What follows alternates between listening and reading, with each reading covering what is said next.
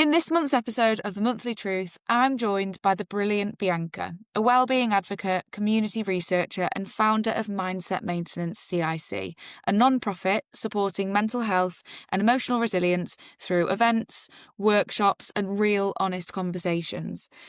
Bianca was diagnosed with PMDD in 2023, and today she's sharing her experience of living with it, how it impacts her, and the small but powerful ways she's learned to manage it. She's incredibly open, she's amazing, and I'm just so grateful for how she uses her voice to help others feel less alone.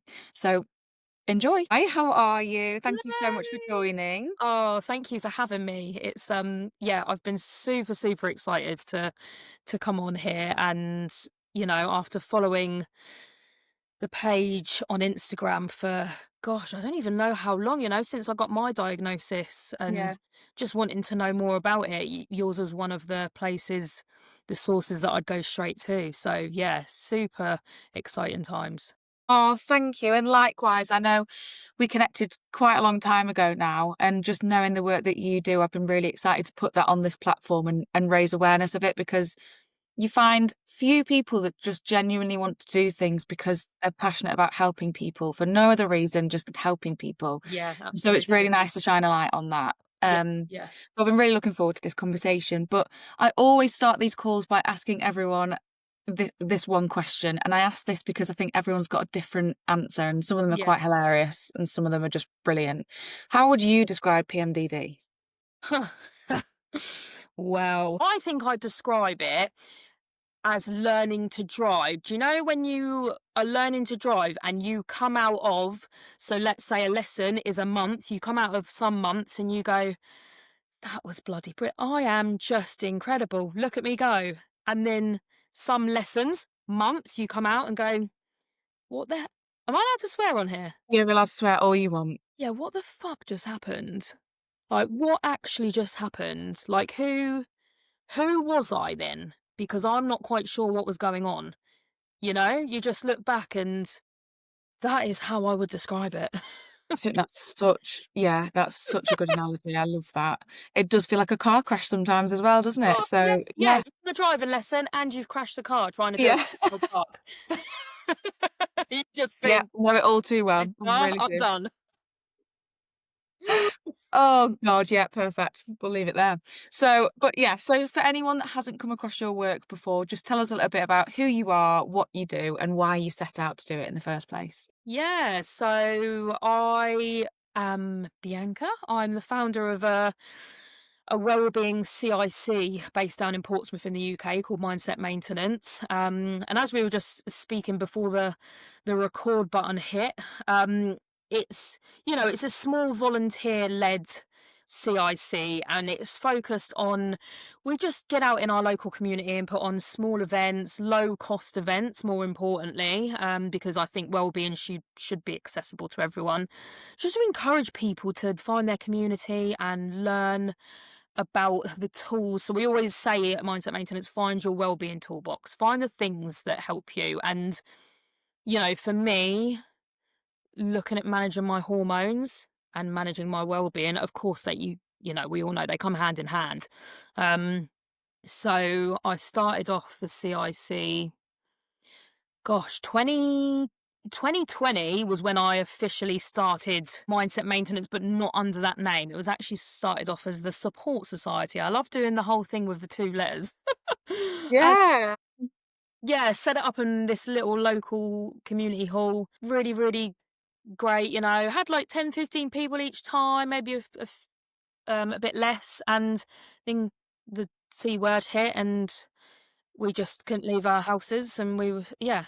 Oh, okay, brilliant. That was that then. Then in 2021, rebranded it as Mindset Maintenance. And then it's kind of gone on from there really. And I think especially in the last year or so, like I have because as you know, running a charity or a not-for-profit, it is you put your everything into it and it can be absolutely it's just you're just shattered.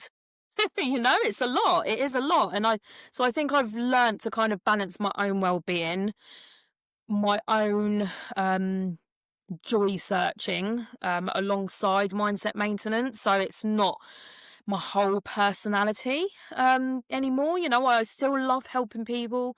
I still love doing my bit, but I don't think you can run a wellbeing non-profit and not yourself put your own well-being first, you know? So 100%. yeah, I've been off and traveling and, you know, doing a bit of searching for my own well-being, my own joy, and yeah, so it's just a nice balance, really.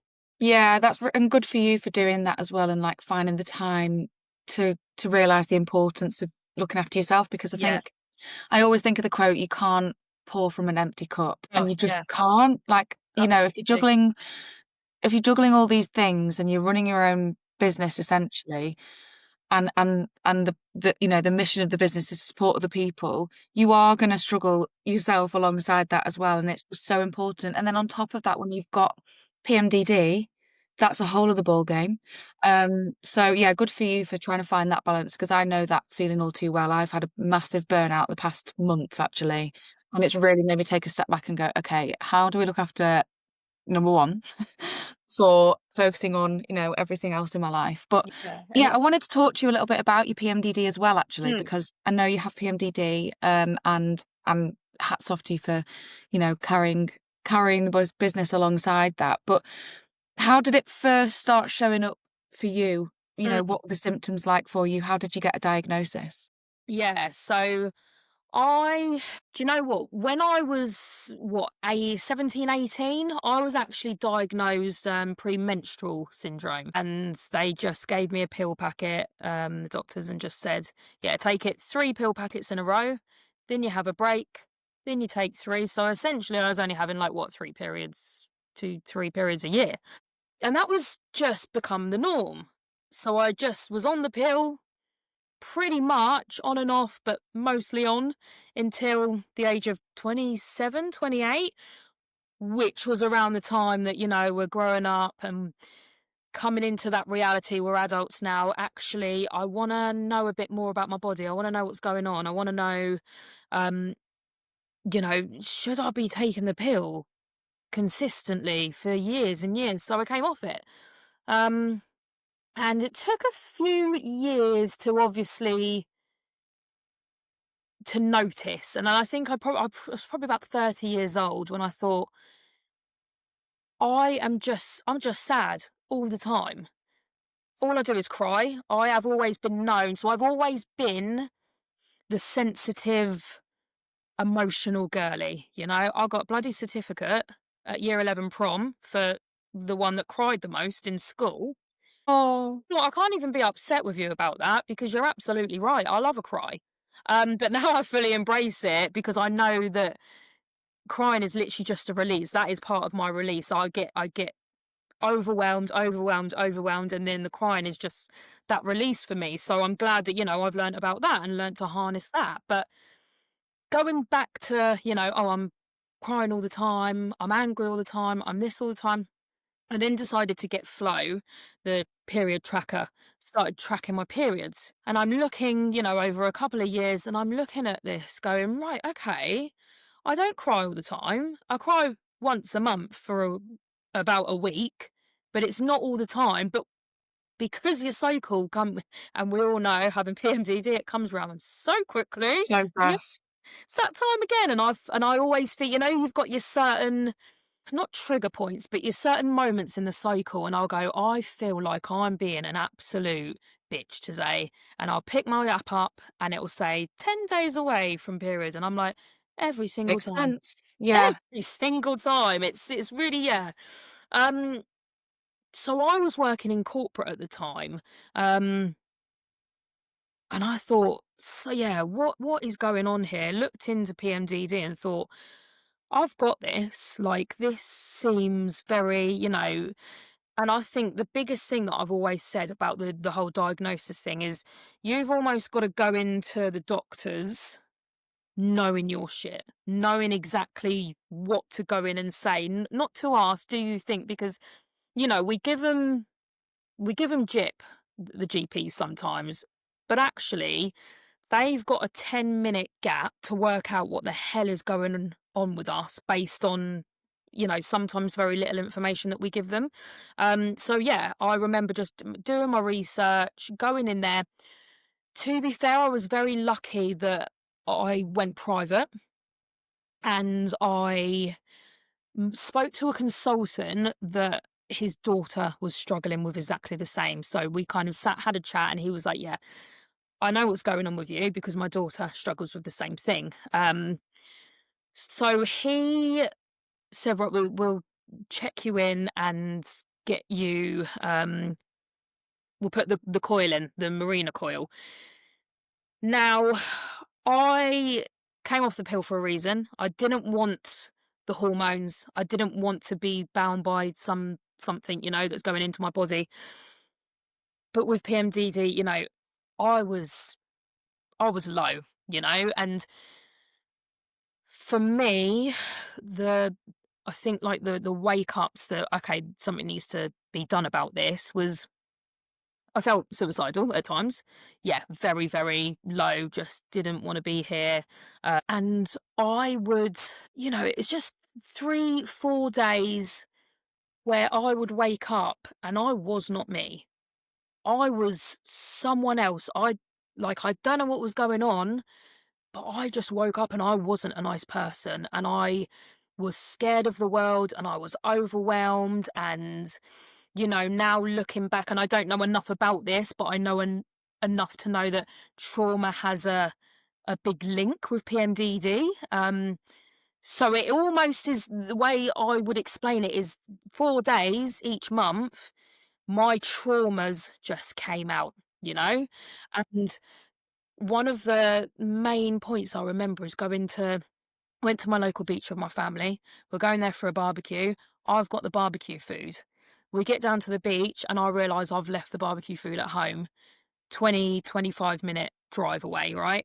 I wasn't just like, oh, fuck, I forgot. I was beside myself, like I was in bits to the point that my family will turn around and, my auntie said, are you due on? And I was like, every time, no, it's not because of that. Like, this is too much. It's too hard. Like, my life it just felt like I Too hard to could handle. not go on. Yeah, couldn't go on. And yeah, I remember getting this diagnosis and him saying about being fitted with a coil. And I just thought, at this point, do anything. Like, I don't care. Anything that stops me feeling like this month to month Yeah.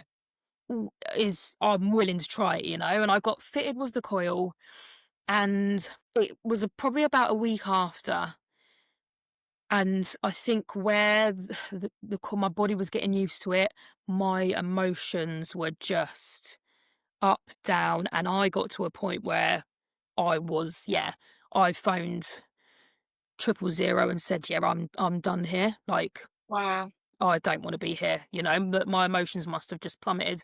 I ended up ringing my consultant and said, "Yeah, I've been pretty suicidal." Not in those words, but kind of just like, "Help, what is going on? Like, I don't want to be here."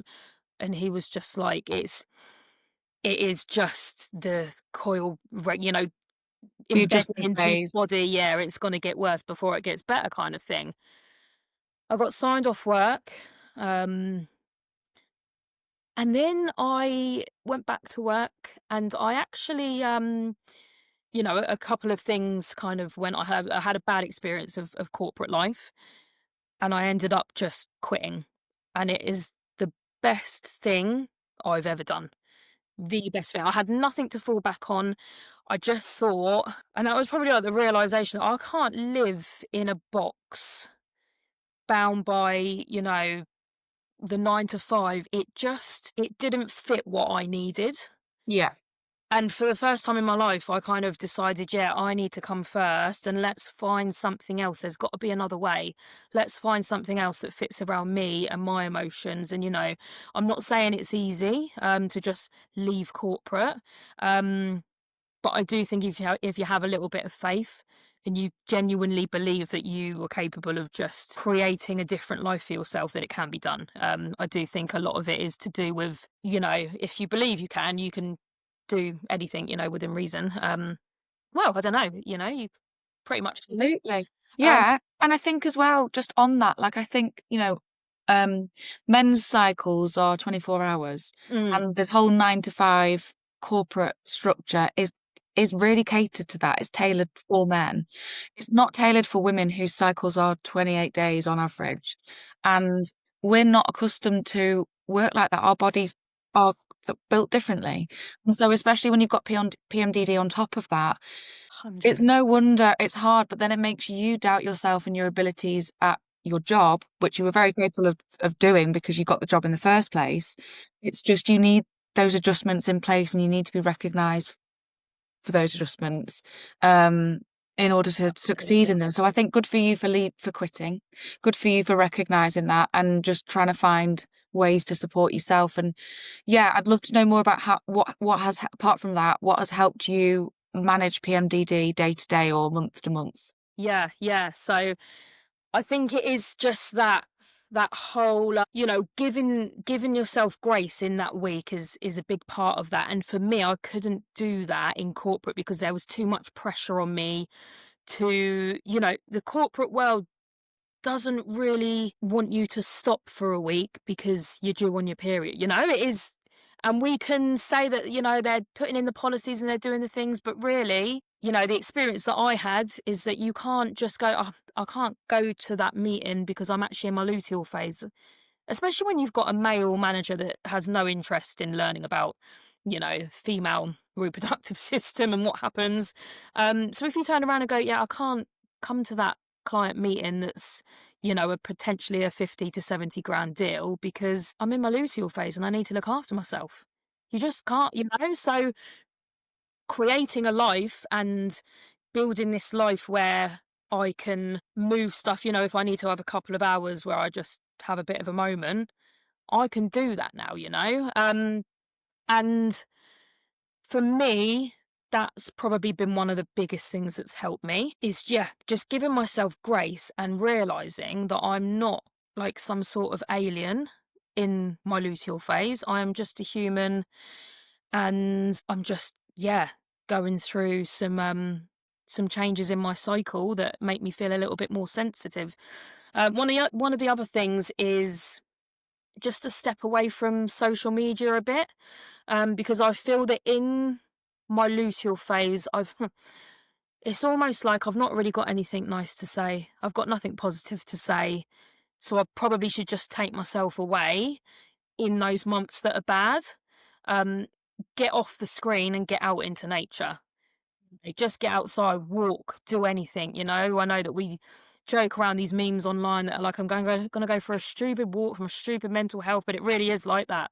I almost have to, and I've really worked hard to, in like, talk back to this voice in my head. We've got this voice that goes, everything's shit, like I feel crap. I almost have to be like, Bianca, let's get up, let's go for a walk, and almost like nurture my inner child.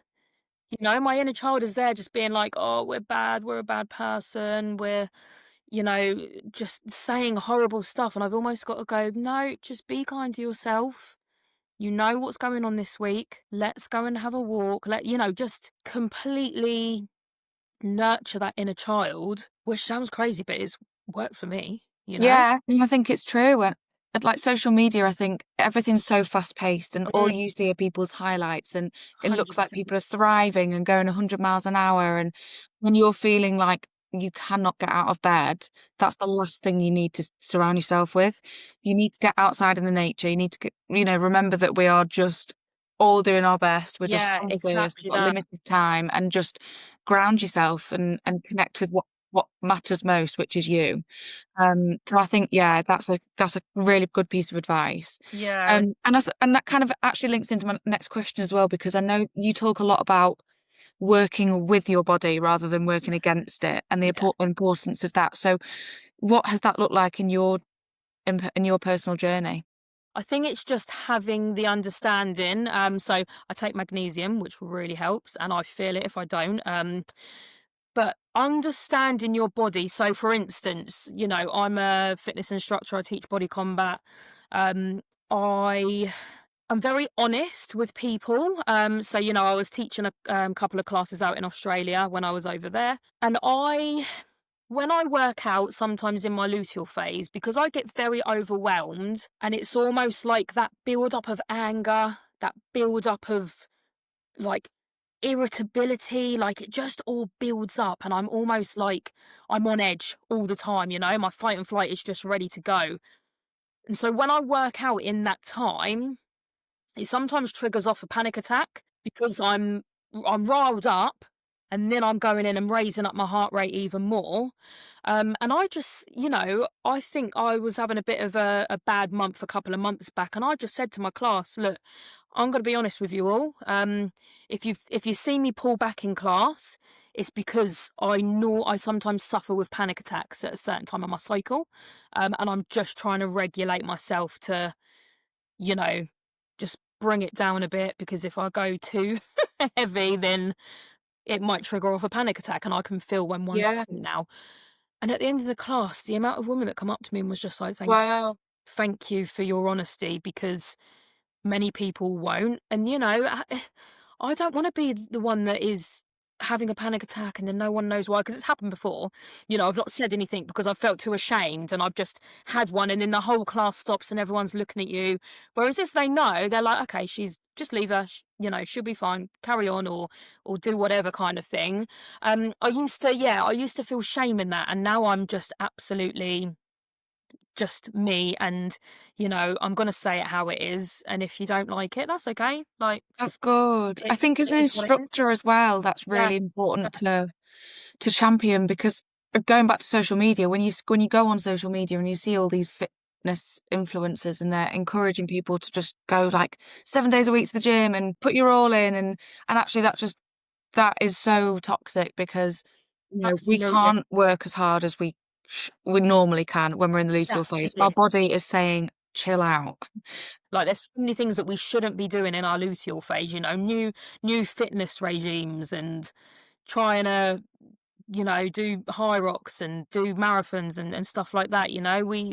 So many sources state that, that week is the week for walks, gentle, weight training if you still want to weight train, a bit of yoga, uh, that kind of thing. And so when I go in the gym, look, I'll be honest, yoga isn't for me. I like having a stretch and doing some stuff on the gym floor, but I like weight training. I like doing the things that I do, but I just need to bring it down a notch. Know that I'm not going to be lifting big heavy weights Mhm. in my luteal phase. Let's just get out more reps and just bring the weight down a bit. Yeah, Mm. exactly, because it's still efficient, you're still getting Exactly. it done, you're still going to the Yeah. gym, and Yeah. that in itself is brilliant. So, and it's something that you enjoy doing as well, you come Exactly. away feeling good. So that's good, and it's just knowing what works for you, and I suppose it's also just being kind to yourself as well, which sounds dead simple, but it's actually the hardest thing. But it's so hard. It's Yeah. so hard. And, whilst I said, oh, I really practice with the voice in my head and being kind to myself, there are still times, I get really paranoid when I'm in my luteal phase. And, again, many, many jokes on Insta, the reels and things. But in that week, I go from just being like, oh, no, from saying to the voice in my head, Bianca, that's not factual information. That's just something. And, I can honestly just not really take anything to heart until I get to that week, and I'm like, everyone hates me actually. Yeah. None of my friends actually like me. They're just pretending. Like, yeah, that person over there is talking about me. I know they are. And it's actually, that has had such an impact in my life, because, you give people that vibe, that energy that, oh, if you don't like me, I'm gonna put my wall up first. That you can't hurt my feet. It's one of these. So I've kind of had to learn that no, this isn't real life. This is just your hormones. Yeah, Um, yeah, which is playing hard trick to on remember sometimes. you. Yeah, Yeah. 100%. I'm still learning that. Yeah. But I think what's amazing about you is that, you are clearly very resilient, and you've had these struggles over the years, but you've then found, you founded Mindset Maintenance, and you thought about helping other people through your own struggles. And I think there's something so amazing in that. Thank you. And yeah, would love to know a little bit more about mindset maintenance, what it entails, the day in the life of you, and that sort Yeah. of what people can expect if they come to you. Yeah, absolutely. So we tend to put on workshops. They were monthly, but at the moment we're going through a bit of a kind of rebranding, replanning, just to kind of, yeah, it's hard to get bums on seats in the summer. Kids are on holiday, Yeah. everyone's out doing stuff, which we totally get. But we've got so yeah, the year kind of comprises of smaller face to face workshops, and we facilitate the workshops and the events, and then we get kind of professionals to come in and deliver on different topics. um, and then we normally do like a kind of flagship event, which we weren't going to do this year. But whilst I was out in Australia, I was like, we've always done very big events. So the first two events we did were like 150, 200 people. And then the event last year that we had was 400 people. And we had our first paid speaker, which was Alex Partridge, Oh wow, into okay. Uni Lad and Lad Bible. So that was, yeah, super cool, because obviously he came to speak about his diagnosis with ADHD. And he, does a podcast on it, and it's, yeah, very, very interesting. So, that was an incredible event, but it takes a lot of work. So we've also kind of come to this realization that we don't need to get as many bums on seats as possible, and actually we just need to reach people and get people to make a change. But actually that doesn't have to be on a big scale. It can be really, and actually the more intimate event. So we did a smaller 50-person event back in January, and kind of trialed that, and it worked really well. But we had things like companies that so we had a company that does saunas and ice baths. We had a company that does, Reiki, and, like small businesses that do all different things, a couple of speakers.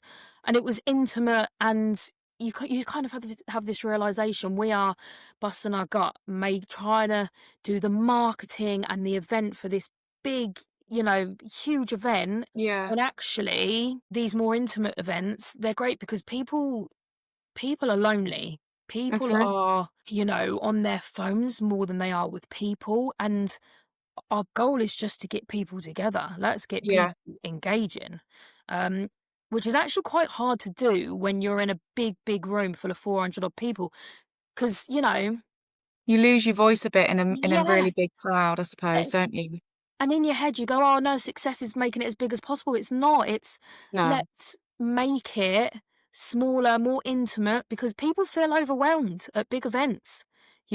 People will come into a big event and go, this is too much. We've seen after COVID the social anxiety and the struggles with big crowds. It's overwhelming for people.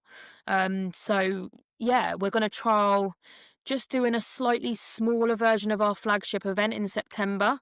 And again, it's going to be, yes, small wellbeing organisations, a bit of Reiki, a bit of, tips and mini master classes and that kind of thing. So, yeah, it should be a really good day. And it's That not, sounds amazing. thank you. Yeah, it's not going to be as long as our big events have been in the past as well, because usually it's an evening thing, seated at 5, or sorry, get in at 5, have get a drink, have a little chat with some of the stall holders, and then you're sat down 6 p.m. till about 10 p.m. with a bit of a 20-minute rest break in between. That's sometimes really tough for people to sit and stay engaged Yeah, for that okay. long. So we're just gonna, it's gonna be really, and the way I want this next one to go is it's just gonna be really relaxed. Like, come and listen to the speakers that resonate with you. Don't with the ones that don't resonate with you. Um, Kind of, yeah, come in and out as you please. It's only a 4-hour event, and yeah, let's see how it goes. It's just all about Yeah. trialing it and see what the community want. That's exactly it. It's about trialing it, and you've done the big events before and they've been brilliant, but you know what works and what doesn't, and what the customer wants as well, most importantly. and its connection to well-being as well. So it sounds incredible, and yeah, just keep up the amazing work that you are doing, and Thank we you. can promote. If anyone listening to this wants to go to the event, we can absolutely give Yeah. more details and promote that. And how has your experience then with PMDD shaped the way you run these workshops or events, and holding space for others as well? I think it's just understanding that some things are gonna be too much for people. So, we get disheartened, if people don't attend events or if they're not as busy as we'd like. But actually, you just need to do a bit more digging as to why. So I do a lot of work around community engagement, and it's just very interesting to kind of look at why can't we engage with some people in the communities. And I do think a lot of the times people are just overwhelmed. I think it's made me see that sometimes I can get carried away, and as someone that wants to get bums on seats, it's very easy, especially in that time, to take it personally and to go, "This is Oh, a especially with person." PMDD No, too. yeah, so I have to remind myself that I always a little saying that I say to myself is, "It's not all about you," and you have to remember that, and sometimes I don't. I'm human, and I like to be very transparent in the fact that, I've got my own stuff, my own demons sometimes, and, sometimes I can probably be a bit of a bit unfair, or, whatever it is. But I think it's just having that awareness of the world doesn't evolve around you. This is about them. What have they got going on? Like, why aren't they attending? There's got to be a reason around it, kind of thing, And I think it's part of it is just always looking into what can we change? What is it that people? So I'm in the process of putting a survey together, which actually I hope can be used by other CICs and charities in the UK that deal with engaging with communities. Um, Great. because it will just be finding out, yes, about our brand and have they heard of us and that kind of thing, but also, you know, would they rather go to an in-person workshop or an online workshop? Mm, What would make them want to engage in a in-person workshop? Things like that, to try and understand, like, what do our communities want? Because that's the most important thing. There is no point. And I know when I first started mindset maintenance, I would just put on things for the sake of it. And now yeah. it's kind of trying to look at, no, what do people actually want?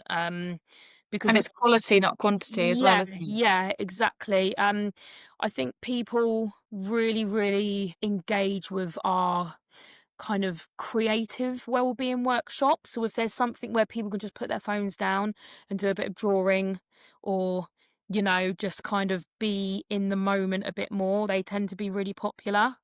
Okay. Yeah, I find that sometimes people just want to get out of it, get out of the hustle and bustle and into just a bit of quiet. Yeah. So yeah. Absolutely. It sounds like there's something for everyone though Mm, with your events, which is amazing. And yeah, I definitely recommend people listening to this check it out, because you've kind of thought about all aspects. There is something for everyone, and it just sounds like a really safe space to connect with people that yeah, get it as yeah, well, which is absolutely. really, really ultimately what it's all about. So my last question to you was going to be, you mentioned earlier that you've started really wanting to seek joy for your own so that you can balance yourself along with all the other plates that you're juggling. Yeah. What is something then that you think is bringing you joy or helping you to stay grounded recently? God, there's so many things, but I think one of the things that just brings me joy day in, day out, and I can embed it in anything that I'm doing, is music. Like, it just Wow. yeah. So dance and electronic music is just my life. Like, I absolutely love it. And, I used to be like the party girl, the girl that's always out, the girl that's going to Ibiza. And I still am, but I see it as more like a well-being tool. I used to, in my 20s, I used to drink, I used to do drugs, and now I don't do anything, and I'm happy with just having a cup of coffee and then going to a festival or Wow. a And gig. enjoying the music. Yeah, going to Ibiza next month, and I like music is, as humans, there are things that have been in our lives for centuries and centuries, and music is one of them. Tribes, they use dance. Dance is a form of, creativity, you know? They use it in game and as in their tribes. It's just such a huge part of communities, and I think we've kind of lost that a bit. You know, it's just not used like it used to be, and actually, it's just such a big stress reliever. Mm. Like, you know, you feeling stressed, you put on music in the kitchen and just dance and shake it off in the kitchen, and it's just such a good way to start the day. You know, I've not been doing it anywhere near as much as I should be, probably because I've been, yeah, traveling about and yeah, don't have like a solid base at the moment. But when given the chance, yeah, festivals, anything with music where I can just dance Yeah. for hours, I think you know. that's so nice as well because there's something so simple in that as well. Yeah, So anyone can do that. Anyone can listen to exactly. music, enjoy it, and find joy in it. Yeah. Um, 100%. you know, Wellbeing it doesn't have doesn't to need to be cost loads hard. of money. Exactly. It Yeah. doesn't need to be hard, doesn't need to be expensive, although Ibiza is probably not the cheapest joy. Ibiza probably is expensive, yeah, but Probably not the cheapest option, but I just love the place. I love the place because it just makes me feel happy, you know, there's music everywhere and I just yeah. love it. So, Oh, that's really, really nice. And yeah, I think it's a really nice way to end and sort of highlighting that joy doesn't have to be complex. It doesn't have to be expensive. You can yeah. find it in like the little things. Oh, yeah, and finding the glimmers and the small pockets Yeah. of joy is yeah, you know, you can have the shittest week, but actually, like, point out it's not you know, I've always been, like, a very black and white person, and if I've had a shit week, that kind of is you know, if one or two bad things happen, that's the whole week done for. But actually now I'm just like, "No, it wasn't a completely shit week," you know?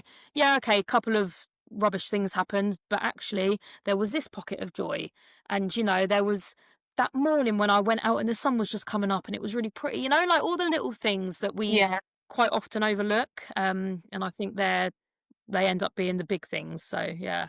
100%. Yeah. And when you give yourself time to focus on those little glimmers, then they Mm, actually and they're yeah, so 100%. important. So 100%. I love that so much. But yeah, Bianca, thank you so much for coming on this Oh, episode. that's all right. Thank you It's for been so having me, nice talking Sophie. to you, and I really, really recommend anyone checking out mindset maintenance and just finding out a little bit more about it. Oh, Keep up thank the amazing work that you're doing whilst also finding joy for yourself because Yes. that's so important. Yes, and anyone listening, go out and yeah, do and find the things that make you happy because I know it's so cliche, but honestly, we sometimes live like we're going to live forever, and you know we're really not. Like Yeah. it just one day it will all be over, and I don't know what's next, but I'm just gonna find joy while I still can. So Oh, I love that so much. Well, thank you so much, and I'm sure we'll catch up again soon. But yes, absolutely. yeah, enjoy the rest of your day. Thank you. Thank you.